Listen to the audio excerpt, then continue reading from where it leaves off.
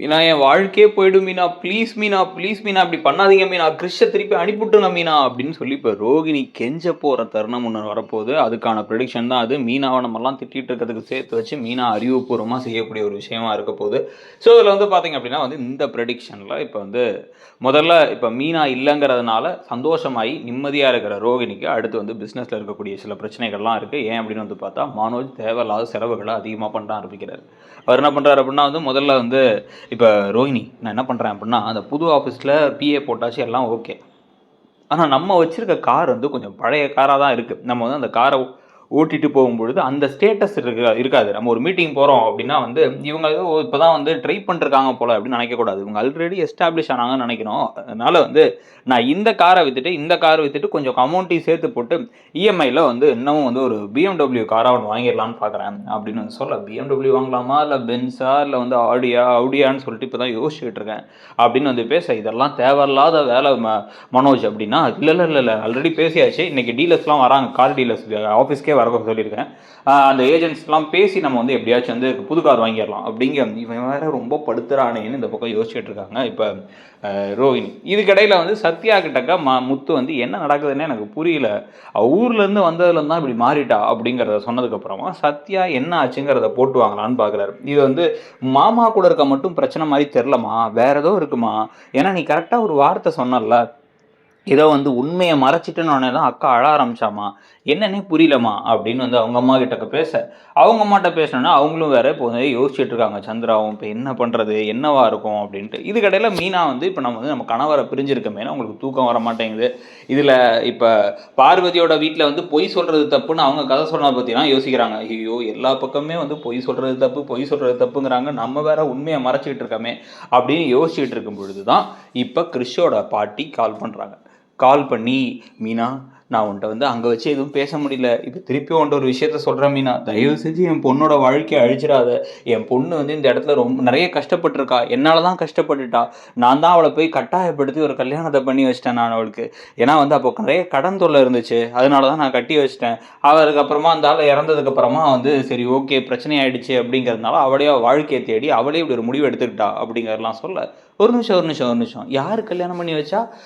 ஆமாம் என் புருஷன் இறந்துட்டாரு, இறந்ததுக்கப்புறமா வீட்டில் நிறைய கடன் ஆகிடுச்சு, நான் தான் வந்து பணக்காரரை பார்த்து கட்டி வச்சேன் அப்படின்னு சொல்லி இவங்க சொன்ன உடனே இப்போ மீனா யோசிக்கிறாங்க.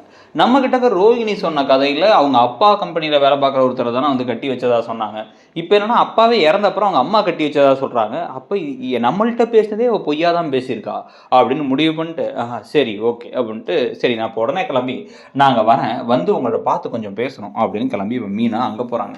அங்கே மீனா போகிற அதே நேரத்தில் இப்போ மனோஜுக்கு என்ன பண்ணுறாங்க அப்படின்னா வந்து மனோஜுக்கு கால் பண்ணி அந்த பிஸ்னஸ் ஓனர் பில்டர் உடனே நேராக கிளம்பி இங்கே வாங்க ஒரு முக்கியமான விஷயம் பேசணும்னு சொல்ல, உடனே வந்து ரோகிணியும் மனோஜும் இப்போ தான் வந்து மனோஜ் என்ன பண்ணுறாரு, காரை விற்று இன்னும் கூட வந்து ஒரு 2 லட்சத்தை கொடுத்து அந்த வந்த 10 லட்சத்தை கொடுத்து சைன் எல்லாம் போட்டுட்டு புது கார் வாங்குறதுக்கு அப்ளை பண்ணிவிட்டு அந்த புது காரை வந்து டெஸ்ட் ட்ரைவ் மாதிரி எடுத்து நேராக இங்கே வராங்க. ஸோ இங்கே வந்ததுக்கப்புறம் தான் வந்து பார்த்தா இங்கே உள்ளார கூப்பிட்டு நாங்கள் இப்போ ஒரு சின்னதாக வந்து இப்போ ஒரு ஃபினான்ஷியல் இஷ்யூ ஆகிடுச்சு எங்களுக்கு, அதனால் கொஞ்ச நாளைக்கு இந்த பிஸ்னஸ் இந்த இதை வந்து ஹோல்ட் பண்ணலான்னு இருக்கோம்.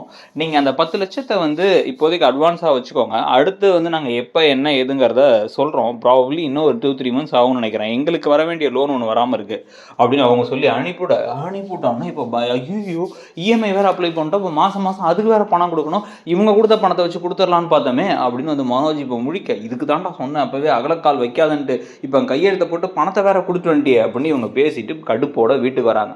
வீட்டுக்கு வர ரோகிணிக்கும் மனோஜுக்கும் தான் வந்து ஒரு பெரிய ஷாக்காக இப்போ வீட்டுக்குள்ளார இவங்க நுழைஞ்சு உட்காந்து இப்போ ரோகிணி காஃபியை போட்டு வந்து கொடுக்க, ரோகிணியோட காஃபியை மனுஷன் குடிப்பானாங்கிற மாதிரி இந்த பக்கம் வந்து மனோஜ் அதை வாயில் வச்சு ஐயோ ரோகிணி அப்படின்னு மனசுக்குள்ள நினச்சிக்கிட்டு இருக்கும் பொழுதே வாசலில் வந்து இப்போ மீனா நிற்கிறாங்க. திரும்பி இப்படி ரோகிணி காஃபி எடுத்து ஐயோ இவங்களா அப்படின்னு பார்க்க, மீனா அப்படியே ஒரு பார்வை பார்க்குறாங்க.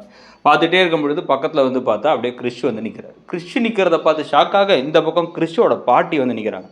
கிறிஷோட பாட்டியும் அப்படின்னு சொல்லிட்டு இவங்க ஷாக் ஆகி பார்த்துட்டு இருக்கும் பொழுதே 3 பேர் உள்ளே நுழையும் பொழுது ஏய் நீ எங்கடி வந்த, எதுக்கடி இதுங்கெல்லாம் கூப்பிட்டு வந்த அப்படிங்கிற மாதிரி விஜயா வந்து கேட்டுகிட்டே உள்ளார வர, முத்து அப்போ தான் என்ன பண்ணுறாரு அப்படின்னா வந்து அப்படியே முத்து வெளில அப்படி அவராக போய் தண்ணி எடுத்து குடிச்சிக்கிட்டு அந்த பக்கம் சோகமாக உட்காந்துருந்தவர் அவர் எந்திச்சு வந்து பார்த்து மீனா அப்படின்னு ஓடி வர்றார்.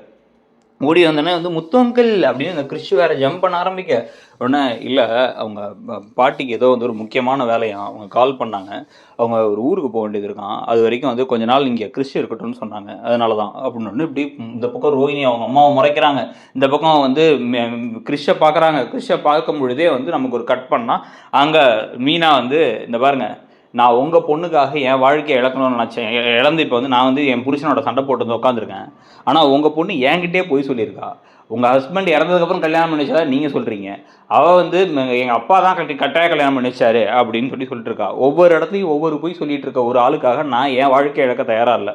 நான் என்ன பண்ணுறேன், இப்போ கிறிஷை கூட கூப்பிட்டு போகிறேன், கிறிஷ் என் கூட கொஞ்சம் நாளைக்கு இருக்கட்டும், அவள்கிட்ட டெய்லி சொல்லி எப்போ நீ உண்மையை சொல்லுவேன்னு கேட்குறேன். என்னால் வந்து உண்மையை சொல்லாமல் இருக்க முடியாது. இப்படியே விட்டோம் அப்படின்னா வந்து நான் ஒன்று உளறிட்டேன் அப்படின்னா உங்கள் பொண்ணை கண்டிப்பாக கழுத்தை பிடிச்சி வெளில தள்ளிடுவாங்க. சொல்ல வேண்டிய விதத்தில் அவள் புருஷன்ட்டு அவள் முதல்ல சொல்லி மனோஜிட்ட சொல்லி அதுக்கப்புறமா அதை வந்து எங்கள் அத்தைக்கிட்ட சொல்லி அவங்கள ஒத்துக்க வைக்கிறது அவள் பொறுப்பு. அது நான் எதுவும் தப்பு பண்ணல. நான் ஏன் உட்காந்து இப்போ கூனி குருவி போய் அழுதுட்டு உட்காந்துட்டு இருக்கணும் மூக்க சிந்திட்டு. அதனால் நான் என்ன பண்ணுறேன்னா, நான் வந்து இப்போ கிறிஷை கூப்பிட்டு போகிறேன், டெய்லி கிறிஷ் இருக்கான் அப்படிங்கிற பயத்தில் ஆச்சு உண்மையை சொல்லிடணும், உங்கள் பொண்ணு சொல்லலைன்னா அவ்வளோதான் அப்படின்னு கிளம்பி நான் கூப்பிட்டு வந்தேன் அப்படிங்கிறத சொல்ல கொன்ன உடனே இப்போ ஷாக் ஆகி பார்க்குறாங்க. இந்த பக்கம் ஒன்றும் புரியாமல் இப்போ ரோஹிணி ஐயோ மீனா அப்படின்ற மாதிரி அவங்க கண்ணுலேயே பார்த்துட்டு அப்புறமா மீனா போய் மீனா தயவு செஞ்சு மீனா எங்கள் அம்மா கிறிஷை கூப்பிட்டு போயிட்டோம் மீனா அப்படின்னா, என்கிட்டே போய் தான் சொல்லியிருக்கேன், உன்னை பற்றி எனக்கு இப்போ தான் தெளிவாக இன்னும் புரியுது. என் புருஷன் ஆரம்பத்துலேருந்து சொல்லுவார், இந்த பார்லர் அம்மா ஏதோ சரியில்லைன்ட்டு. நான் சரி விடுங்கன்னு நான் சொல்லிக்கிட்டு இருந்தேன். ஆனால் இப்போ எனக்கு புரியுது, நீ உன்னை காப்பாற்றிக்கிறதுக்கு என்ன போய் வேணாலும் சொல்லுவார். கிறிஷ் வீட்டில் தான் இருப்பான். கிறிஷை வீட்டை விட்டு அனுப்புகிறனா அப்படின்னா வந்து ஒன்றையும் சேர்த்து தான் அனுப்பணும். இல்லை அப்படின்னா வந்து நீ உண்மையை சொல்லி நீ கிறிஷையும் வந்து உன் பிள்ளைங்கிறத ஒத்துக்க வச்சு வீட்டில் எல்லாம் இருங்க, அதை தவிர வேறு உனக்கு ஆப்ஷனே கிடையாது அப்படின்னு வந்து சொல்லிட்டு இப்போ சொல்லிட்டு இப்போ மீனா போன உடனே வந்து இப்போ ரோஹிணி ஒன்றும் புரியாமல் முழிச்சிட்டு இருக்காங்க. ரோஹிணி ஒன்றும் புரியாமல் முழிக்கும் பொழுது அந்த பக்கம் விஜயாவோட வந்து ரோஹிணி கிட்ட இவனா என்னவன், இவன் யாருன்னே தெரில, இவனுக்கு வந்து இவங்க அம்மா யார் அப்பா யாருன்னு தெரில, என்ன பொறப்புன்னே தெரில, முதல்ல இவனை போய் கூட்டு வந்து இங்கே வச்சுட்டு இருக்காங்க. முதல்ல ஆன்ட்டி அப்படிங்கிறாங்க ரோஹிணி. என்னவா நீ ஏம்மா கோவப்படுற அப்படின்னா, இல்லை ஆன்ட்டி ஒன்றும் இல்லை ஆன்ட்டி அப்படிங்கிற மாதிரி இப்போ பேசி முடிச்சுட்டு இருக்காங்க. தான் பிள்ளைய தான் திட்டு வாங்குறதும் தன்னை பற்றி தப்பாக பேசுகிறதுக்கும் இப்போ பொறுமையாக இருக்க வேண்டிய சுச்சுவேஷன். ஆனால் இப்போ சீக்கிரமாக உண்மையை சொல்லணும்னு சொல்லி மீனா ஒரு கட்டாயப்படுத்துகிற மாதிரி ஒரு விஷயம் நடந்தால் தான் கரெக்டாக இருக்கும். மீனா அப்படியே போய் அங்கே உட்காந்துக்கிறதுனால எந்த ஒரு சொல்யூஷனும் கிடைக்க போகிறதில்ல. இங்கே ஒரு விஷயம் சரியாகணும் அப்படின்னா மீனா அதுக்கான அதிரடியான ஒரு முடிவாக இந்த முடிவை எடுத்து தான் ஆகணும். இப்படி ஒரு முடிவை எடுப்பாங்களா, இல்லை மீனா கடைசி வரைக்கும் டம்மி பாபாவே சுற்றிட்டு இருந்துட்டு ரோஹிணி ஒரு சூப்பர் வில்லியா, ரோஹிணி மாட்டாமல் எல்லாத்தையும் சந்தோஷமாக தப்பிச்சுக்கிட்டு இருக்காங்க அப்படின்னு வந்து கதை போதா அப்படிங்கிறத பார்க்கணும். ஸோ இது ஒரு பக்கம் போகுது அப்படின்னா வந்து இன்னொரு பக்கம் இந்த கான்ட்ராக்ட் விவகாரத்துலையும் சிம்பிளாக ஏதாச்சும் ஒரு அடியாச்சும் கிடைக்கணும், இல்லைன்னா அந்த கான்ட்ராக்டே கிடைக்காம போய் மனோஜும் ரோஹிணியும் இப்போ ஓவராக ஆடுறதுக்கு அவங்களுக்கு அங்கேயும் ஒரு அடி கிடைச்சா தான் கரெக்டாக இருக்கும். அப்படி இல்லாமல் எல்லா விஷயத்தையும் செஞ்சுட்டு அவங்க சந்தோஷமாக தான் சுற்றுறாங்க அப்படிங்கிறது ரொம்பவே காண்டான ஒரு விஷயமா நமக்கு இருக்கும். நீங்கள் என்ன நினைக்கிறீங்க அப்படிங்கிறத சொல்லுங்கள் இந்த கதையில். இப்போ வந்து பார்த்தீங்கன்னா மீனா தான் குற்ற உணர்ச்சியில் தன்னோட தவறு மாதிரி எல்லாத்தையும் தலையில் எடுத்து போட்டுக்கிட்டு இப்படி சொல்லாமலே இருந்தாங்கன்னா கடைசியாக உண்மை வெளியே வரும்போது முத்து மீனாவையும் சேர்த்து நீ வீட்டுக்கே வரவானா, நீ எங்கள் வீட்டுக்கே வந்து இவ்வளோ பெரிய உண்மையை மறைச்சிருக்கே, எங்கள் அப்பா கிட்ட மறைச்சிருக்கேன்னு கோவப்படுறதுக்கான வாய்ப்புகள் தான் ஜாஸ்தின்னு சொல்லி தோணுது. இந்த ப்ரெடிக்ஷனை பற்றி, ப்ரெடிக்ஷனுங்கிறது கற்பனை, ஸோ இதை பற்றி வந்து நீங்கள் என்ன நினைக்கிறீங்க, இப்படி போகிறதுக்கான வாய்ப்பு இருக்குன்னு நம்ம சொல்கிறத பற்றி உங்களுடைய கருத்து என்னங்கிறத சொல்லிட்டு மறக்காமல் இடம்பொருள் சேனலையும் சப்ஸ்கிரைப் பண்ணிக்கோங்க. நம்மளோட இன்னொரு சேனலான இடம்பொருள் லவ்ல ரிவ்யூ வீடியோஸ் வரும், அந்த வீடியோஸையும் பார்த்து சப்போர்ட் பண்ணுங்கள். தேங்க்யூ.